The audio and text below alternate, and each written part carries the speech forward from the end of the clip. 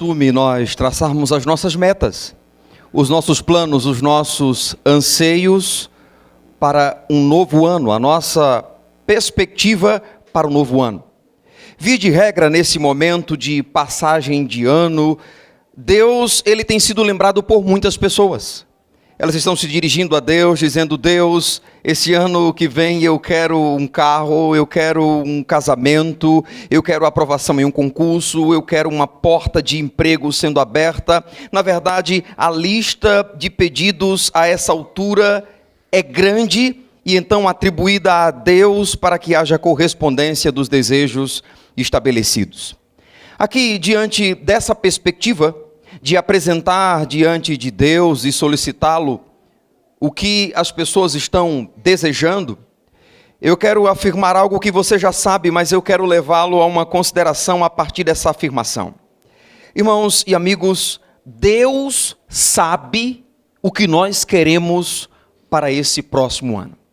Deus é conhecedor do que nós queremos para o próximo ano. Ele sabe o que eu quero, Ele sabe o que você quer, Ele sabe o que eu anseio, Ele sabe o que você anseia, aquilo que tem sido objeto do nosso desejo.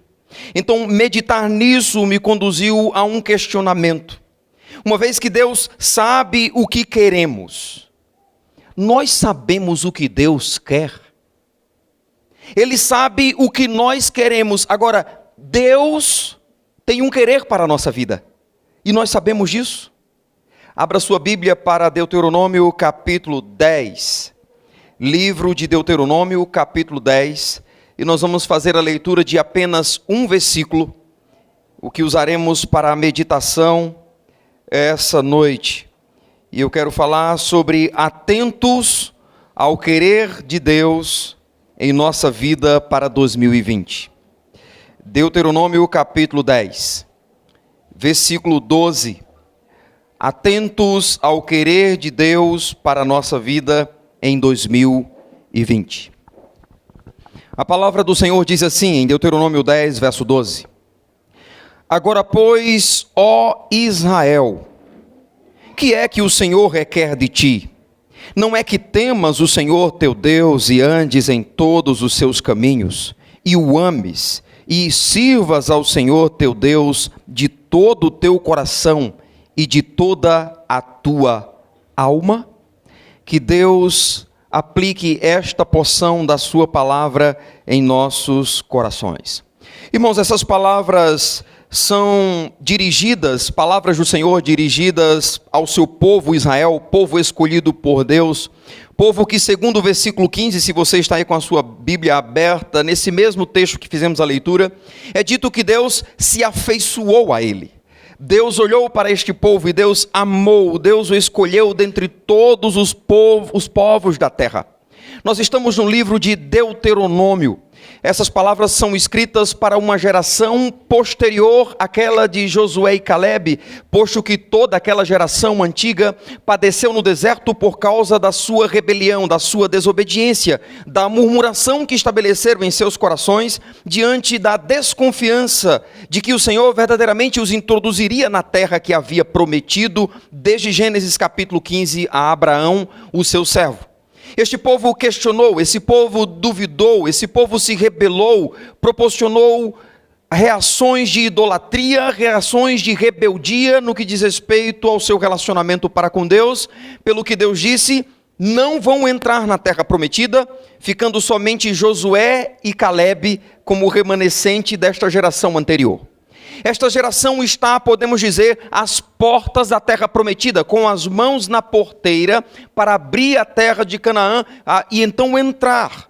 E este povo que agora vai entrar, uma vez que não nasceu no Egito, uma vez que não viu a obra do Senhor por meio dos sinais ali realizados, uma vez que não viu, não foi testemunha ocular da abertura do mar, esse povo tinha a necessidade de ser novamente ministrado.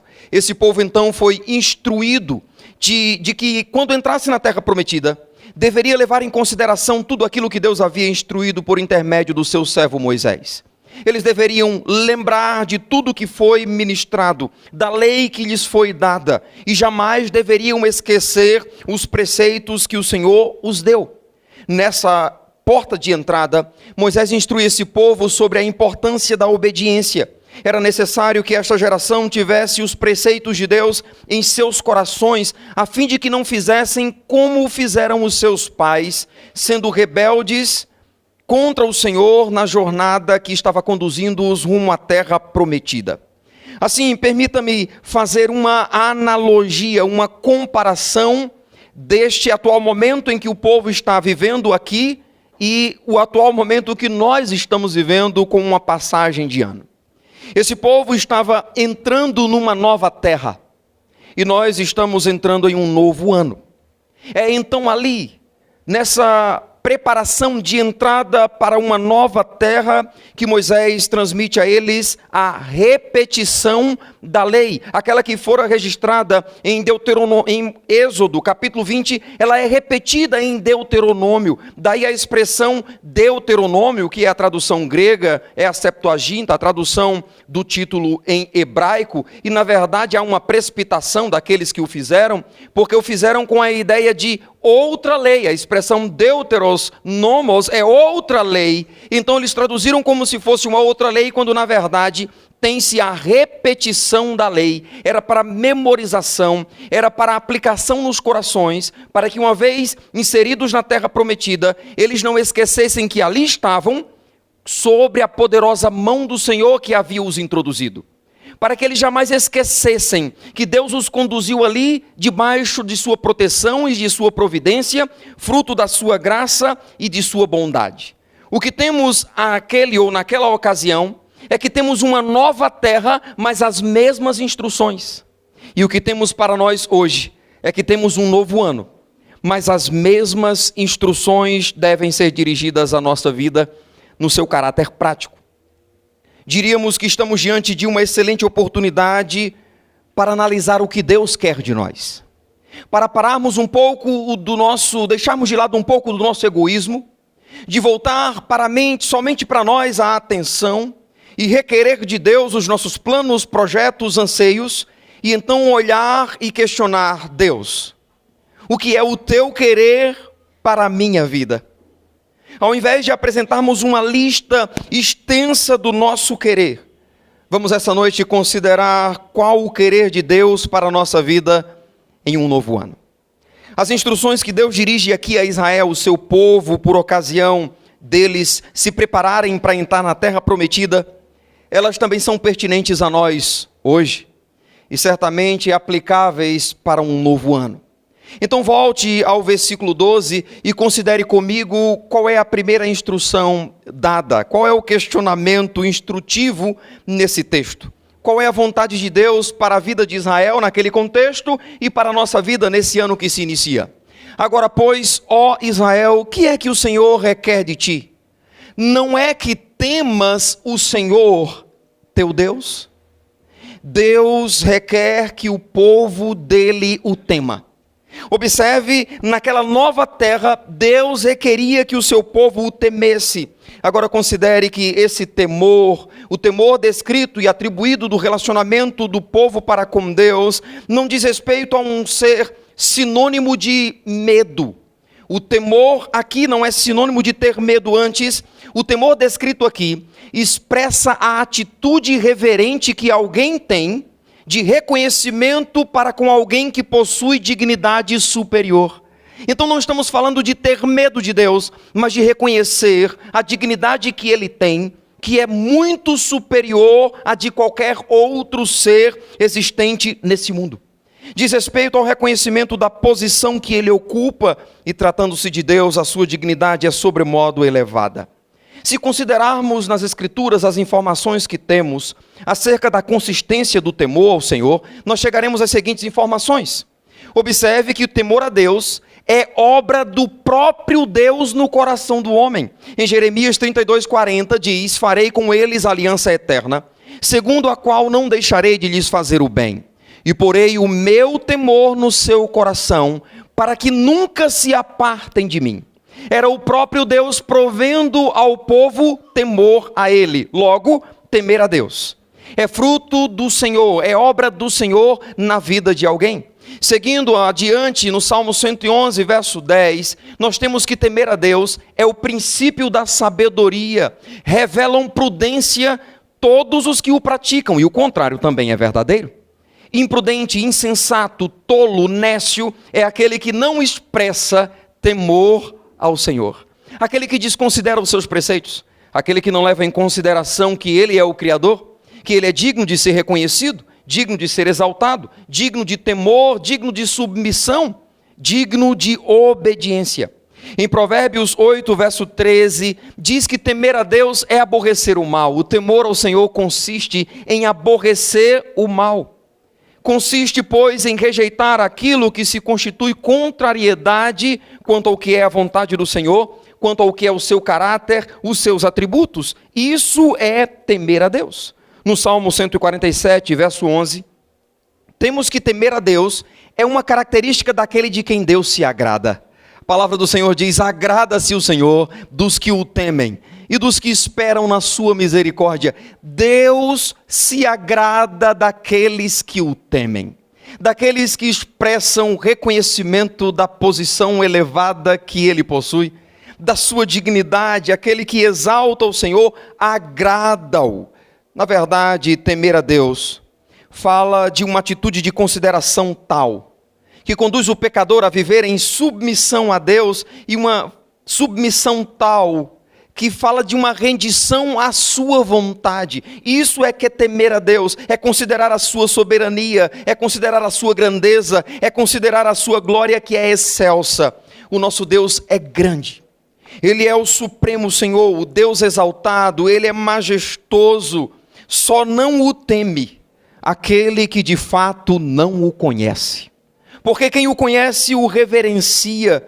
E na verdade, essa deve ser a atitude de todo homem.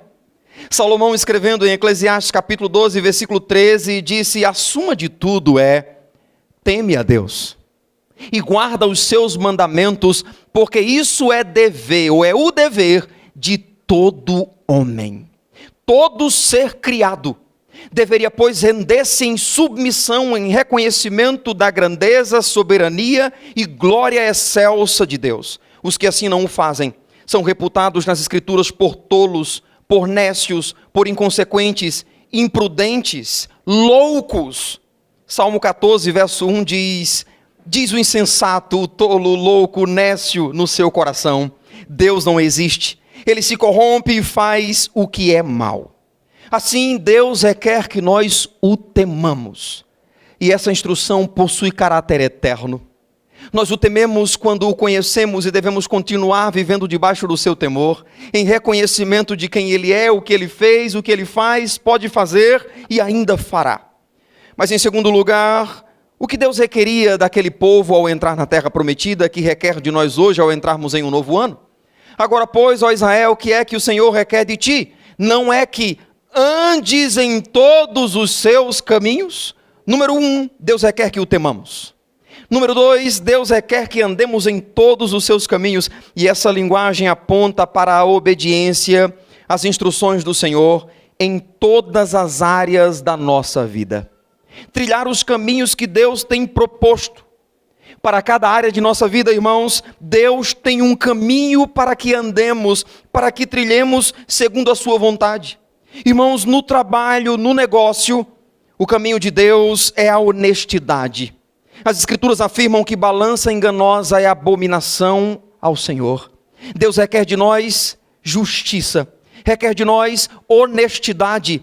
Paulo, escrevendo a Timóteo, diz que o selo do Senhor tem esta marca: aparte-se da injustiça todo aquele que professa o nome do Senhor. Deus conhece os que são seus, e os que são seus andam em honestidade.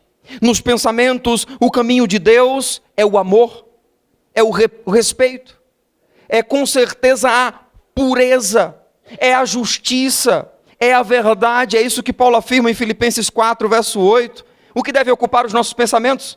Tudo que é justo, tudo que é puro, tudo que é amável, tudo que é verdadeiro. Se algum louvor existe, se alguma virtude há, seja isso que ocupe o vosso pensamento. Deus quer que andemos em pureza na sua presença, Para o casamento, o caminho de Deus também é o amor, é o respeito, é a fidelidade.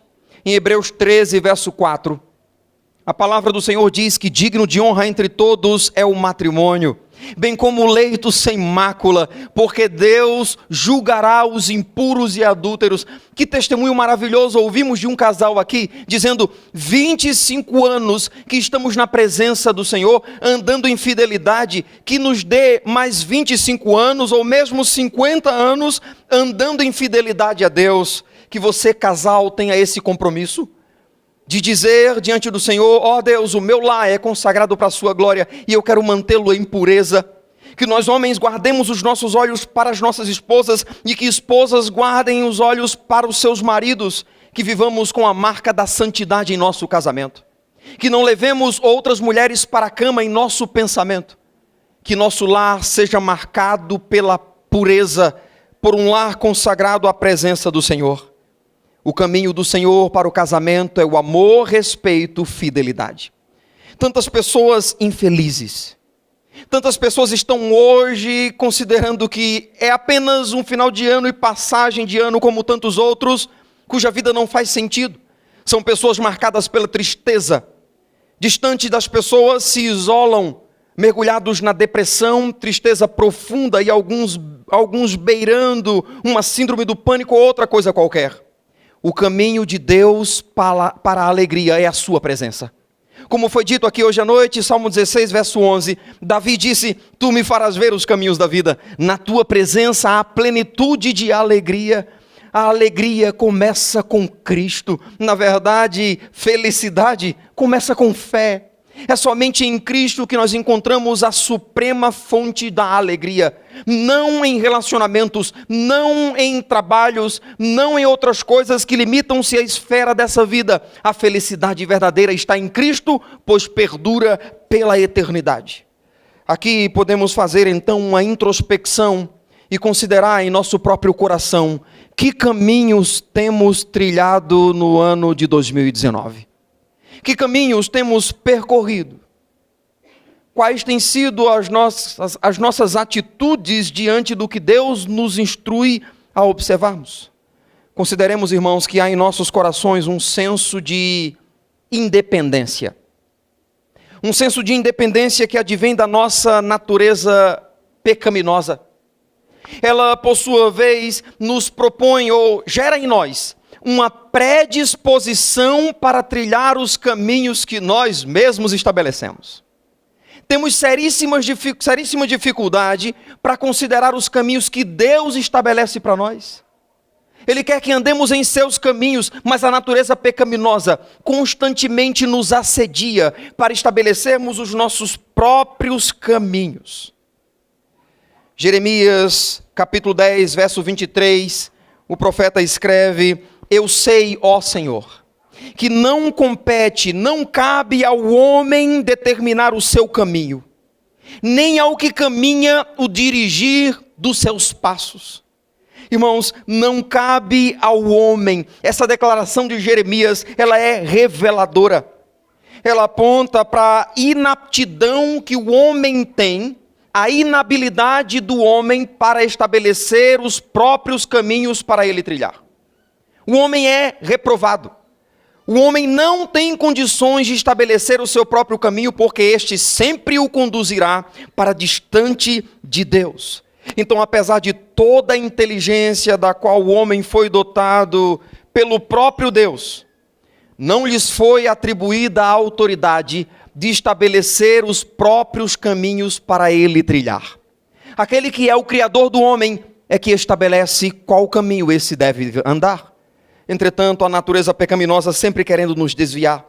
O que temos é que Deus, por direito de Criador e em sua soberania, Ele tomou para si o direito de estabelecer os caminhos que lhe são agradáveis para nós trilharmos.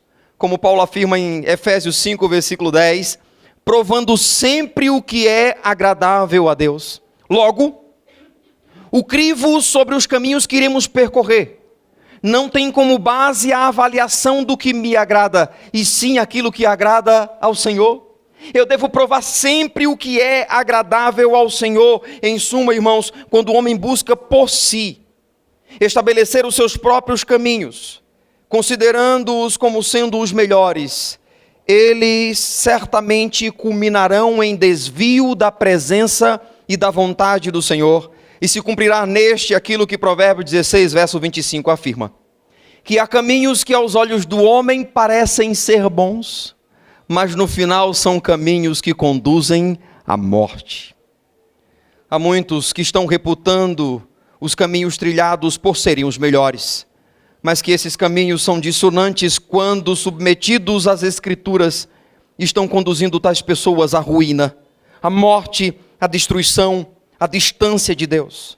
Assim que o nosso desejo seja o mesmo de Davi, quando afirma no Salmo 25 e versículo 4, faze-me, Senhor, conhecer os teus caminhos.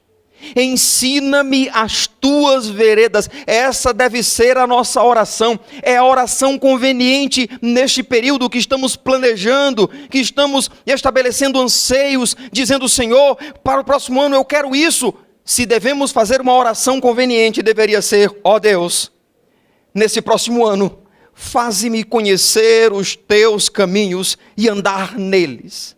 Ensina-me os teus preceitos, para que eu ande no teu caminho, nas tuas veredas. Deus quer que o temamos.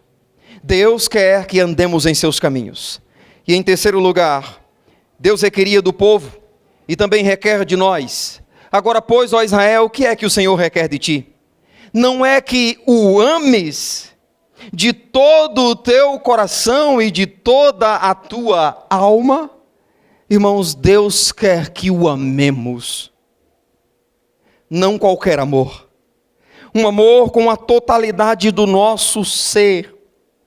Deus quer que o amemos, isto é, Ele quer que tenhamos para com Ele uma atitude abnegada de honra para com o seu nome. É o reconhecimento de quem Ele é. Amar a Deus é estimá-lo acima de todas as coisas. É adorá-lo consoante a sua dignidade, consoante a sua majestade, consoante o seu poder. É render a Ele toda a nossa vida, submetendo tudo o que somos, o que temos e o que vier a ser a Ele, por Ele e para a glória dEle. Isso é amar a Deus. Em outros termos, amar a Deus é dar a Ele um lugar preeminente em nossa vida, é ter preeminência em tudo o que fazemos, é não considerá-lo como periférico, como estando à volta, o entorno do nosso viver, mas como sendo central. Eis o maior dos mandamentos estabelecido pelo próprio Cristo. Amar a Deus de todo o nosso coração, de toda a nossa força e de toda a nossa alma. Eis o dever de todo homem ante a majestade, soberania, grandeza, poder de Deus. Amá-lo. Quando eu estava pensando nisso, enquanto eu escrevia essa mensagem, eu fiquei considerando que vivemos um cristianismo marcado pelo humanismo. Vivemos um cristianismo com mensagens positivistas que, via de regra, têm o alvo de enaltecer o ego do homem, de estimar o homem em um grau tão elevado que o que temos, ao invés de mensagens e louvores teocêntricos, isto é, com Deus no centro, nós temos um apelo ao elevar do ego das pessoas, enaltecendo-o de tal forma que o louvor e mensagem se tornaram antropocêntricas, isto é, o homem foi colocado no centro. Vivemos um cristianismo de cultos preparados para homens e não para Deus. Cristãos que vêm ao culto para assisti-lo e não para prestar um culto ao Senhor, não para adorar. E eu diria que pouco tem sido ministrado sobre a necessidade de os cristãos amarem a Deus. Pouco ecoa dos púlpitos, de pregadores, a necessidade de o povo de Deus amá-lo. Eu diria que temos uma geração mal acostumada com seus egos massageados, com suas necessidades sentidas, correspondidas com mensagens superficiais que pouco, diríamos quase nada, contém de ensino sobre amar Deus. Aqui deixe-me ser prático. O que temos hoje são cristãos amando mais os seus trabalhos seculares do que amando Deus. Pessoas se consumindo de forma terrível, vivendo para trabalhar e trabalhando para viver, sem tempo para a obra de Deus, sem tempo para conduzir sua família, a sua casa, sem tempo para ser um sacerdote do seu lar. Por quê? Porque está sendo consumido, sem tempo, porque o seu trabalho lhe consome plenamente. Há cristãos paquerando com alguém que ainda não serve a Deus e colocando o seu amor a Deus em risco. O que é alguém que teme ao Senhor se relacionando com alguém que não teme, se não a mais clara evidência e expressão de dar a Deus um recado nos seguintes termos: ó Deus, eu te amo, mas não tão quanto eu amo esta pessoa. Quando um crente se envolve num relacionamento com um ímpio, está estabelecendo para si um caminho contrário ao que é a vontade do Senhor, e o final será de ruína, vai quebrar a cara. Deus disse a Salomão: não se envolva com outras mulheres, elas haveriam, pois, de perverter o vosso coração. Salomão não deu ouvidos, e o narrador diz assim, usa uma adversativa para mostrar a rebeldia do coração de Salomão. O narrador diz: mas a estas se apegou Salomão pelo amor. Sabe como é que eu chamo isso? É de colocar o desejo acima do conselho e instrução do Senhor. Se Deus disser algo para você fazer, você faz. Você não questiona, não lhe agrada, mas você faz. Você contraria a sua natureza pecaminosa, você faz. Por quê? Porque Deus sabe o que está dizendo. Qual foi o final da vida de Salomão? Prostrado em idolatria, porque colocou o seu desejo acima do conselho do Senhor. Você está paquerando com o pecado, minha irmã? Você está olhando para alguém que não teme a Deus? E o tempo está passando para você, os anos estão se abreviando. Já passou a idade de casar e você está naquela fase: venha o teu reino sobre mim, os varões que vier aí, eu vou escolher um e pronto. De longe, não teme a Deus. E você diz: pastor, ele é quase crente, morreu, quase foi para o céu, mas não foi, porque era só quase. Você vai quebrar a sua cara. Você vai se arrepender amargamente, porque você decidiu escolher um caminho que não era o caminho do Senhor, não era baseado em amor a Ele. Há cristãos amando mais o seu dinheiro do que a Deus. Há cristãos ingratos, que são abençoados por Deus, mas não investem no reino, não investem na manutenção da obra de Deus. Alguns acham que a 10ª parte, ou seja, o dízimo, é muita coisa para dar na igreja. Não entendem que tal prática significa um reconhecimento da provisão de Deus sobre nossa vida. E há pessoas que durante todo esse ano mal investiram no reino de Deus, mal contribuíram e não entendem que isso é exaltar um Deus, Mamon, o Deus do dinheiro. Há cristãos amando mais o time de futebol que torcem do que o próprio Deus. Pelo time que torcem, há cristãos que vibram, há cristãos que vestem a camisa, que fazem propaganda, mas não vibram por Deus.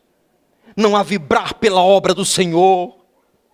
Não há o vestir a camisa do reino para proclamar o evangelho, mas fala sobre o time de futebol, compra fogos para soltar, faz festejo em sua casa, chama amigos para fazer confraternização e assistir uma final de campeonato, mas não chama nem a família, nem um vizinho para pregar o evangelho na sua casa. Você ama mais o seu time do que você ama Deus.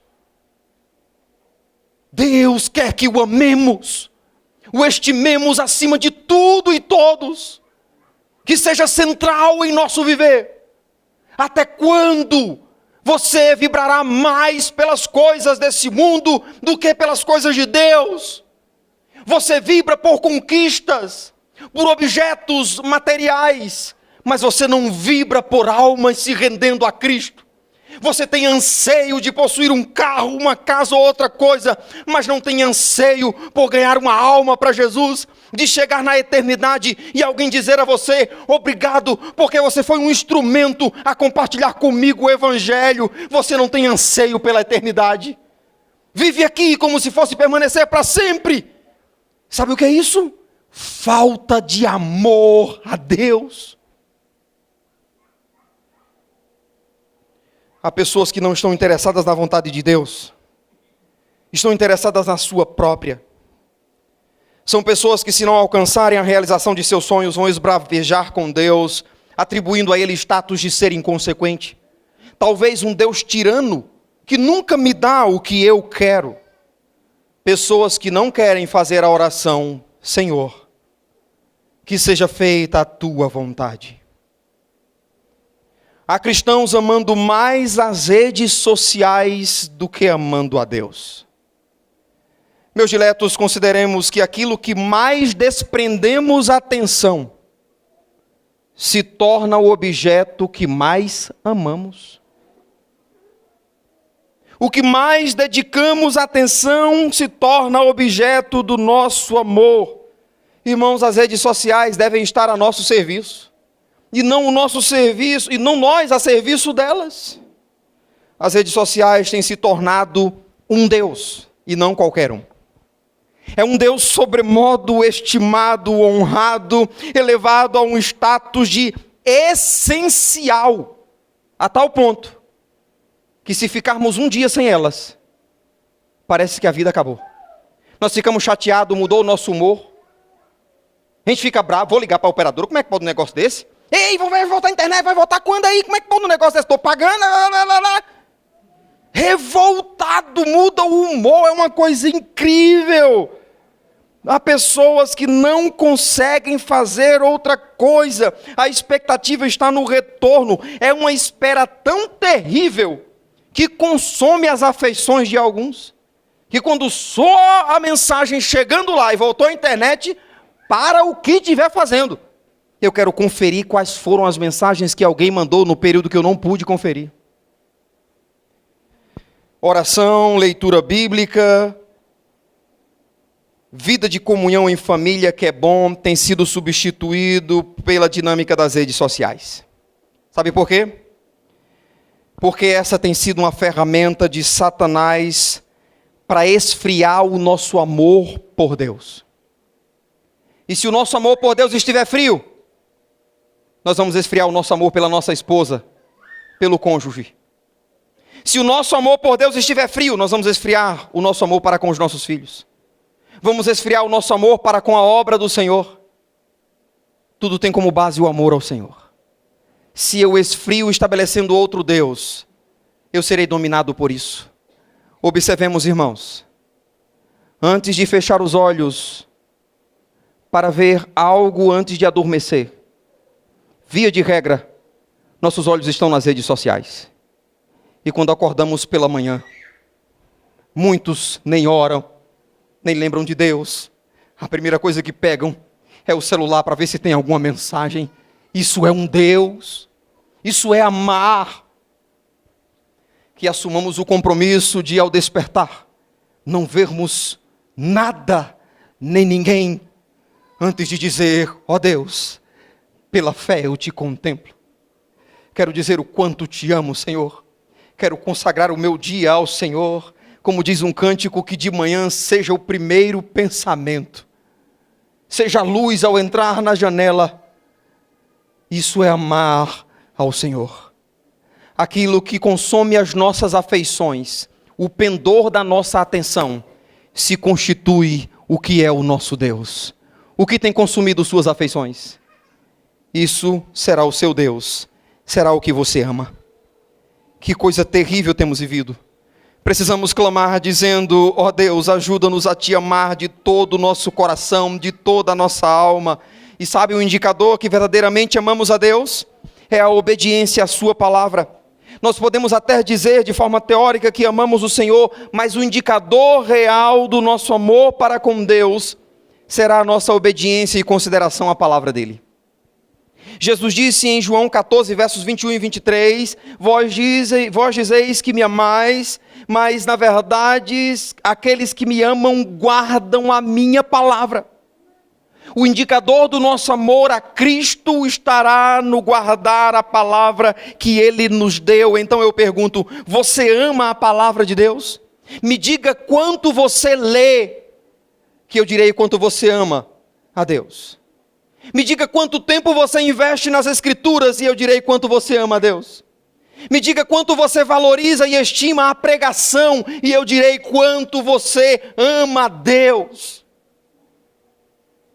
O amor por Deus vai influenciar a forma como vivemos, como nos relacionamos com as pessoas, como cuidamos da nossa esposa, do marido, dos filhos. O amor por Deus é muito mais que um sentimento. Amar a Deus é uma escolha advinda do conhecimento que temos de quem Ele é, o que Ele o faz ao se revelar a nós. Ele é soberano Senhor. Jesus disse que o maior mandamento é amar a Deus com todo o nosso coração, com toda a nossa alma, com todo o entendimento e com toda a nossa força. Então você ama a Deus dessa forma? Deixe-me observar onde está o pendor de suas afeições. Deixe-me observar o inclinar da sua atenção. E facilmente chegaremos à conclusão do que você realmente ama. Em quarto e último lugar, o que Deus requeria desse povo ao entrar na terra prometida e o que Deus requer de nós. Agora, pois, ó Israel, o que é que o Senhor requer de ti? Não é que o sirvas de todo o teu coração e de toda a tua alma. Irmãos, servir a Deus é desenvolver uma vida de dedicação a Ele. Uma vida de consagração através da qual nós buscamos em tudo que empreendemos agradá-lo. Fazer a vontade dEle, obedecer a sua palavra. Essa é a perspectiva que desenvolve aquele que ama a Deus. Ele deseja, pois, servir ao Senhor, e como foi lido hoje à noite, servir ao Senhor, não de qualquer forma, mas com alegria. Os servos do Senhor são, pois, convocados a servir ao Senhor com alegria. Servir a Deus é se colocar em submissão à autoridade dEle, em reconhecimento à sua majestade. Ele é sábio, Ele é bondoso e estabeleceu serviços a serem realizados para a glória dEle. E quando eu me disponho a isso, eu estou servindo. E sabe, quem ama a Deus, o serve. Observe a conjunção aditiva no versículo. O que é que Deus requer de ti? Não é que o ames e o sirvas. Quem ama, serve. O amor a Deus traz consigo o desejo de agradá-lo. Eu diria que servir é a melhor forma de expressar o nosso amor para com o Senhor. Se tem um versículo que tem ecoado em minha mente por ocasião do desafiar a igreja ao serviço, é Hebreus 6:10. O escritor disse: Deus não é injusto para ficar esquecido do amor que evidenciastes para com o seu nome. Como? Pois servistes, e ainda servis aos santos. O serviço que empreendemos é, pois, uma expressão externa do que está em nosso coração de forma interna. A nossa adoração a Deus será evidenciada por meio da disposição para servir. Por isso costumo dizer que servir significa fazer trabalhos. Muitas vezes, irmãos, somos limitados para o serviço, por questão de saúde, questão de trabalho, é fato, mas devemos desenvolver sempre o anseio por servir ao Senhor. Nós precisamos desenvolver a linguagem de eu sirvo a Deus naquela igreja. Eu sou um instrumento para a glória de Deus. Deus nos chamou para trabalhar para a glória dEle, e todos quantos entregaram suas vidas ao Senhor possuem dons e talentos que devem ser usados para a glória dEle. Ele mesmo nos dotou de tal capacidade. Irmãos, a vida cristã não consiste meramente de frequentar a igreja nos fins de semana, o que provavelmente muitos seguiram esse ano. Somente o fim de semana. Eu pergunto, o que você tem feito de trabalho para o Senhor? Acorde. É tempo de trabalhar. Paulo disse, vai alta noite, vem chegando o dia. É tempo de vos despertardes do sono, porque a vossa salvação está agora muito mais próxima do que quando no princípio cremos. Irmãos, um novo ano vai começar. Faça com que esse novo ano seja mais produtivo do que esse. Certamente há algum lugar, há alguma maneira de você trabalhar para o Senhor nesse novo ano, de fazer com que haja uma contribuição mais elevada no serviço da igreja. Nós precisamos de evangelistas, precisamos de professores, precisamos de discipuladores, precisamos de pessoas comprometidas e que amem missões, precisamos de pessoas comprometidas com a oração, que dobrarão os seus joelhos para clamar ao Senhor. Precisamos de pregadores, precisamos de tantos servos. E aqui eu fico lembrando daquela mensagem sobre os valentes de Davi e os valentes da igreja. Os valentes são poucos, mas fazem muito. Seja um desses valentes. Tenha coragem.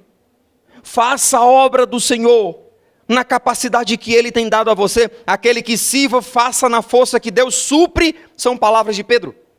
Assim se disponha. Pare de se escorar nos outros. Pare de esperar que outra pessoa faça. Talvez você presuma, eu não tenho capacidade. Se disponha. Deixe Deus abençoar a sua vida, seja instruído e faça o serviço para a glória de Deus. Para de jogar para outra pessoa, é sempre outro, é você que Deus quer usar. Seja um valente, um pastor, e os diáconos não levam uma congregação na dinâmica de um serviço ministerial eficaz sozinhos. É preciso que a igreja entenda a sua posição. Agora, uma exortação a você que vai servir. Jeremias 48, verso 10 diz, maldito aquele que faz a obra do Senhor relaxadamente. Faça a obra do Senhor com afinco.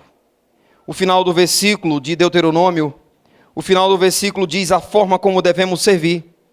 De todo o coração, de toda a nossa alma, com entregar-se totalmente, assumindo uma responsabilidade no íntimo do nosso ser, não com o pastor, mas assumindo uma responsabilidade em compromisso com Deus, dizendo, Senhor, eu estou me dispondo para a sua glória, para abençoar vidas e para ser abençoado por outros. Eu quero te servir, Senhor, desde o primeiro mês, com o mesmo vigor, chegando lá no último, quando, se o Senhor quiser levantar outra pessoa, assim vai assumir o meu lugar, e eu irei servir de outra forma. Uma coisa eu quero, começar o ano te servindo e terminar ele ainda servindo ao Senhor. O que Deus requer de nós para esse ano de 2020? O que Ele requer de nós para sempre? Ele requer que o temamos, que andemos em todos os seus caminhos. Ele requer que o amemos. Ele requer que o sirvamos de todo o coração e de toda a nossa alma. Meus diletos, se seguirmos esses requerimentos do Senhor, certamente 2020 será bem sucedido. Que Deus nos abençoe para chegarmos no final do próximo ano dizendo, verdadeiramente até aqui nos ajudou o Senhor, e Deus nos agraciou sobremaneira pela instrumentalidade de pessoas que se dispuseram a servi-lo. Eu concluo com Miqueias 6, verso 8. A palavra do Senhor diz, Ele te declarou ao homem o que é bom e o que é que o Senhor pede de ti. E o que Ele pede?